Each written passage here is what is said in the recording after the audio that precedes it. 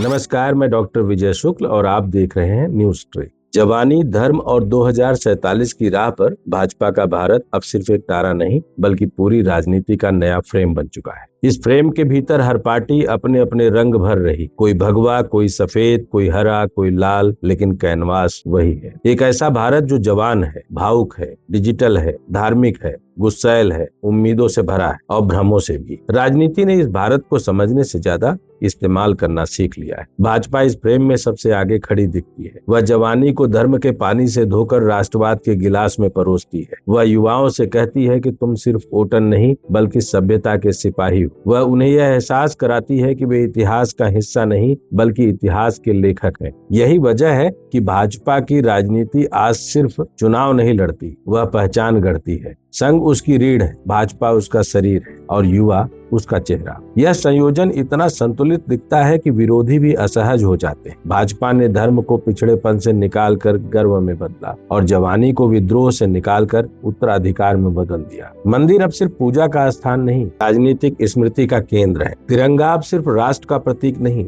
भावनात्मक अनुबंध बन चुका है। 2047 अब कैलेंडर की तारीख नहीं, राजनीतिक प्रोजेक्ट है। लेकिन इस चमक के भीतर एक चुप्पी भी है। रोजगार की बात है पर नौकरी की नहीं, स्टार्टअप की बात होती है पर अस्थायित्व की नहीं, आत्मनिर्भरता की बात होती है पर आमदनी की नहीं। युवा इस कहानी में खुद को देखता जरूर है पर खुद को पाता नहीं। वह राष्ट्र का हिस्सा है लेकिन नीति का नहीं, वह उत्सव का हिस्सा है लेकिन फैसले का नहीं। भाजपा की राजनीतिक युवाओं को भावनात्मक नागरिक बनाती है, संवैधानिक। यही उसकी ताकत भी है और खतरा भी। कांग्रेस इस तस्वीर में बिल्कुल अलग दिखती है। वह इतिहास की अलमारी खोलकर भविष्य की बहस करना चाहती है। वह संविधान को बचाने की बात करती है लेकिन संविधान को जीने की भाषा नहीं बना पाती। कांग्रेस युवाओं से कहती है कि डरो मत, हम तुम्हारे साथ हैं, लेकिन यह नहीं कह पाती कि तुम किसके लिए खड़े हो। कांग्रेस की राजनीति में नैतिकता है लेकिन कल्पना नहीं, चिंता है लेकिन सपना नहीं। राहुल गांधी चलते हैं, बोलते हैं, थकते नहीं, लेकिन पार्टी अभी भी बैठी है, सोचती है,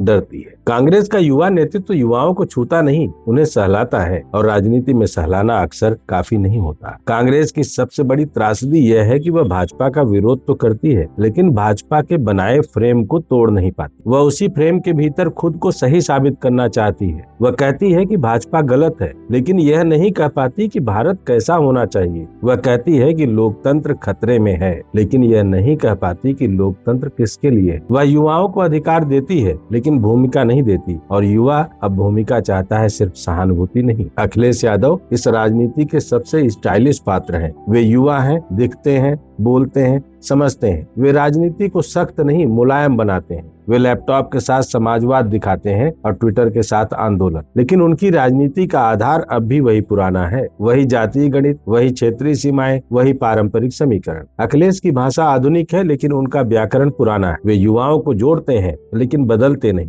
वे उत्साह पैदा करते हैं लेकिन दिशा नहीं। वे लहर बनाते हैं लेकिन वो समुद्र नहीं है। अखिलेश राष्ट्रीय नेता बनना चाहते हैं लेकिन राष्ट्रीय कथा नहीं रच पाते। वे भाजपा के खिलाफ खड़े होते हैं लेकिन भाजपा के पार नहीं जाते। वे कांग्रेस से अलग दिखते हैं लेकिन कांग्रेस से आगे नहीं बढ़ते। उनकी राजनीति आज भी विरोध की है, निर्माण की नहीं। वे युवा राजनीति के सबसे सुंदर चेहरे हैं लेकिन सबसे सीमित दायरे में। ममता बनर्जी इस तस्वीर में हमेशा लड़ती हुई नजर आती हैं। उनकी राजनीति संघर्ष से पैदा होती है और टकराव में सांस लेती है। वे सत्ता से नहीं, सत्ता के खिलाफ बोल। वे व्यवस्था की नहीं, चुनौती की नेता है। ममता युवाओं को आवाज देती है लेकिन भविष्य नहीं। वे प्रतिरोध का प्रतीक हैं पर परिवर्तन की योजना नहीं। उनकी राजनीति में आग है लेकिन नक्शा नहीं। वे झुकती नहीं लेकिन बदलती भी नहीं। वे भारत को चुनौती देती हैं पर भारत को दिशा नहीं देती। बाकी क्षेत्रीय दल इस पूरी तस्वीर में ऐसे खड़े हैं जैसे शादी में रिश्तेदार जिन्हें पता नहीं दूल्हा कौन है लेकिन खाना सबको चाहिए। वे कभी भाजपा के साथ होते हैं, कभी भाजपा के खिलाफ, लेकिन हमेशा अपने फायदे के साथ। वे जनता को मुद्दा बनाते हैं लेकिन मुद्दों को जनता नहीं बनने देते। वे सत्ता की छाया में खड़े होकर छाया बेचते हैं और इसी सब के बीच 2047 खड़ा है। एक तारीख, एक सपना, एक स्लोगन, एक भ्रम। भाजपा इसे गौरव कहती है, कांग्रेस चेतावनी, अखिलेश अवसर, ममता संघर्ष। लेकिन नागरिक इसे भविष्य कहता है और भविष्य अब राजनीति से डरने लगा है। युवा इस पूरी कहानी का सबसे बड़ा पात्र है और सबसे छोटा निर्णय करता है। उससे नारे लगवाए जाते हैं लेकिन नीति नहीं पूछी जाती। उससे झंडा उठवाया जाता है लेकिन संविधान नहीं पढ़वाया जाता। उसे राष्ट्र का गौरव बताया जाता है